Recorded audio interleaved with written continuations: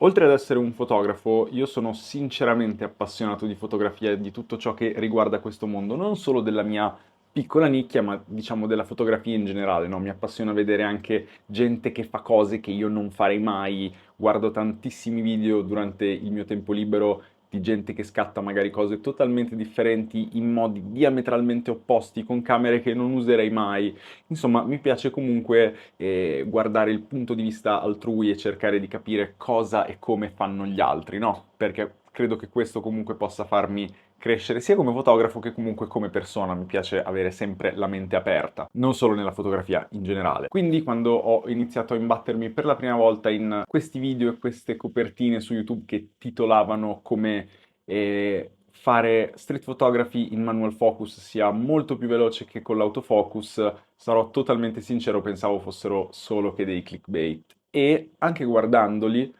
non riuscivo a rendermi effettivamente conto di questa cosa, perché magari me lo spiegavano, mi ci intortavano molto bene, stavo sul pezzo, ma poi realisticamente ho sempre continuato a pensare che l'autofocus fosse per forza di cose, per sua natura, più veloce e più preciso del fuoco manuale. E qui comincia effettivamente la nostra storia. Qualche settimana fa Typoc mi ha mandato questa lente, il Simera 35 mm f1.4, insomma per farci qualche prova, per portare un video su YouTube, per parlarvene un pochettino, per farvelo vedere e per farvelo conoscere. Questo non sarà il video in cui ve ne parlo per bene e ve lo descrivo, ma questo sarà il video che vi spiegherà come una lente ha cambiato totalmente e penso proprio per sempre il mio approccio alla street photography.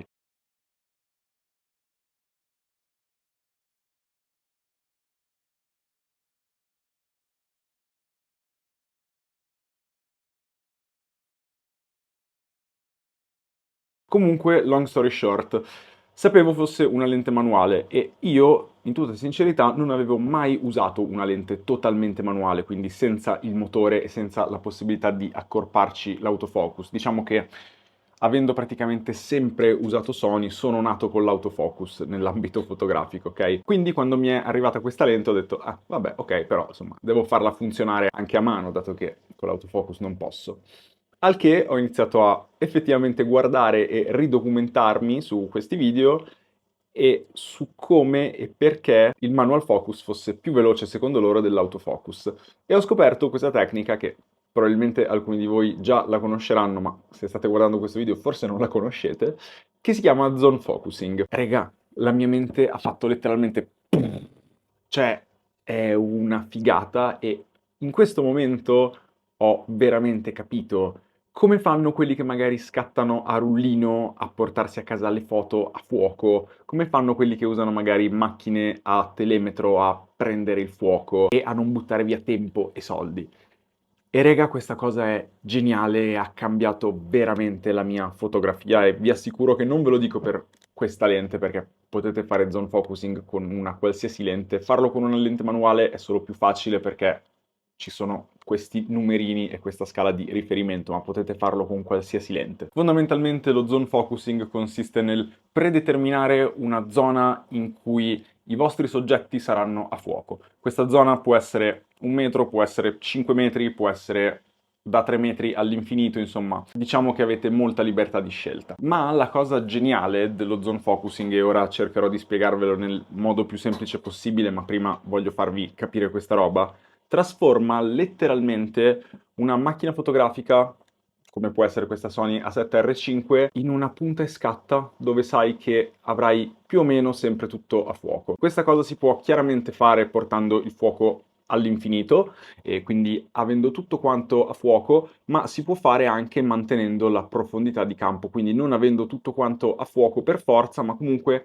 mantenendo un ottimo range. E il beneficio di questa cosa, nel caso in cui non fosse chiaro, è che veramente non ti devi neanche più preoccupare della messa a fuoco. Però ora voglio proprio farvelo vedere per farvi capire effettivamente la potenza sconvolgente di questa cosa e la comodità che può essere per chi fa street. Ok, allora cercherò di rendervelo il più chiaro possibile, soprattutto grazie a questa lente di Typoc potete avere anche un riferimento visivo di quello che vi sto dicendo, molto vecchia scuola ed è mega comoda questa cosa, ci sono questi pallini che vi danno appunto il riferimento visivo che vi dicevo. Allora, partendo per esempio da f1.4 e come punto di messa a fuoco 1, vedete che a F1.4 tutto ciò che è a 1 metro è a fuoco, mentre invece ciò che c'è prima e ciò che c'è dopo sarà fuori fuoco. Se noi andiamo a chiudere, ok, per esempio a F5.6, questi pallini aumentano e vanno a posizionarsi sia su 0,8 circa che su 1.2.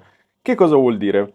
Che il vostro fuoco critico è sì a 1 metro, quindi a 1 metro il vostro soggetto sarà perfettamente a fuoco, ma anche a 80 cm e a 1,20 m, tutto ciò che sarà in questo range di circa 40 cm sarà accettabilmente a fuoco. Non a fuoco perfetto e a fuoco critico e clinico e preciso come sull'1, ma sarà comunque accettabilmente a fuoco. Stessa cosa se noi chiaramente spostiamo il punto di messa a fuoco a, non lo so, 1.5, ok?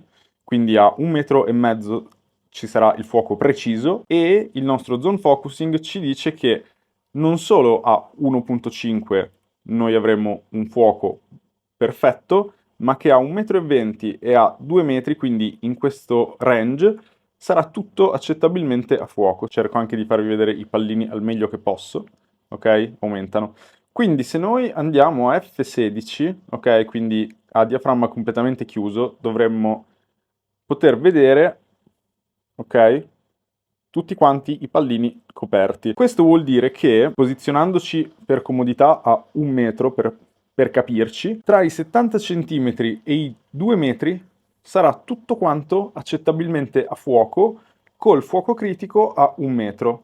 Se noi ci spostiamo a 1,5 m, tra i 90 cm e i 5 metri, tutto sarà accettabilmente a fuoco col fuoco critico a 1,5 m. Questo perché chiaramente la profondità di campo dipende anche dalla distanza del soggetto dalla lente. E andando ancora più oltre, se noi spostiamo il fuoco a 2 metri, 2 metri di fuoco circa critico, vediamo che praticamente da 2 metri in poi sarà tutto quanto a fuoco. Basta solamente prenderci un pochettino la mano, ma in un pomeriggio direi che siete perfetti e ben istruiti per andare a dominare la street.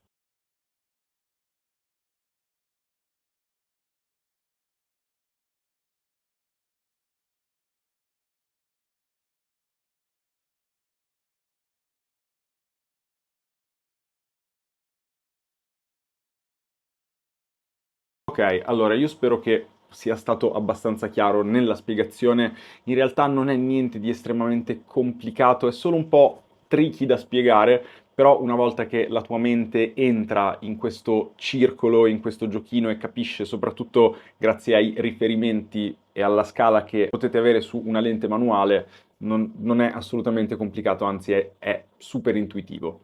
Comunque qualche altro tip voglio darvelo per, diciamo, massimizzare la resa del... Aspetta che tolgo il copriobiettivo. Per massimizzare la resa dello zone focusing è sicuramente imparare le posizioni del... non so come si chiama, focus ring? Boh, del poggia dito che avete qua sotto, perché questo vi dà una grande mano ed è un ottimo riferimento per orientarvi nello scattare manualmente, non solo in zone focusing, oppure con lo zone focusing per, diciamo, correggere il tiro al volo.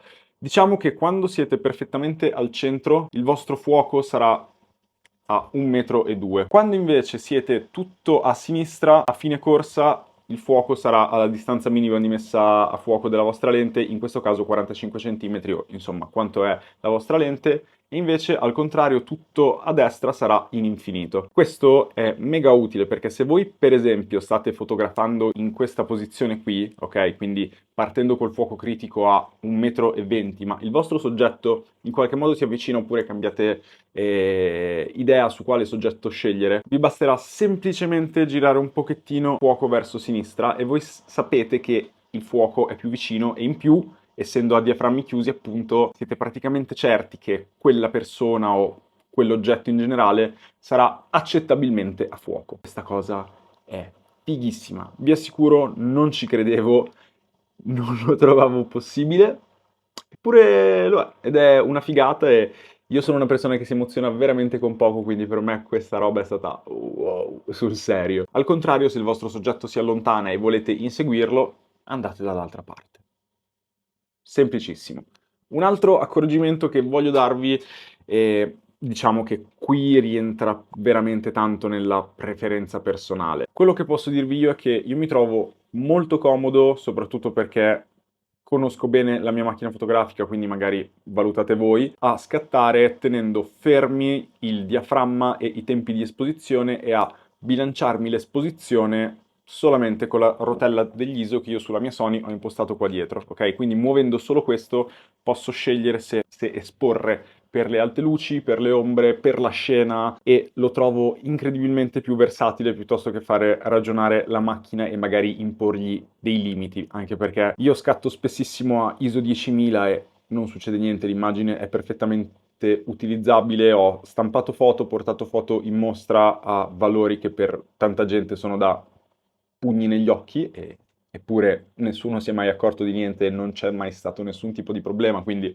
state tranquilli. Poi chiaramente è tutto molto situazionale, se la situazione lo richiede passo a full manual, che è in realtà quello che faccio praticamente il 90% del tempo, oppure passo in priorità diaframmi, soprattutto se sono con la Fuji perché mi ci trovo meglio, però diciamo che insomma tendenzialmente io mi trovo molto bene e riesco a non perdere nessuno scatto in linea di massima in questo modo qui. Quindi questo era lo zone focusing, io spero vi sia abbastanza chiaro, vi consiglio decisamente di uscire e di provare e di sperimentarlo perché può essere veramente un game changers nella street photography. Io non lo conoscevo e non sto più facendo altro perché sto usando solo questa lente che è meravigliosa e trovo sinceramente che mi stia facendo fare tanti passi in più a livello fotografico. Fatemi sapere nei commenti se lo conoscevate, se lo utilizzate, se non vi è chiaro magari vi faccio qualche altro shorts in cui ve lo spiego, ma veramente magari riguardate questo video un paio di volte per capire effettivamente come funziona, ma una volta che lo avrete messo in pratica e sarete entrati in quel mood, in quel circolo di idee, vedrete che vi semplificherà terribilmente la vita e dovrete veramente solo pensare a inquadrare e a scattare. Comunque, come al solito, noi ci vediamo sempre qui con un prossimo video.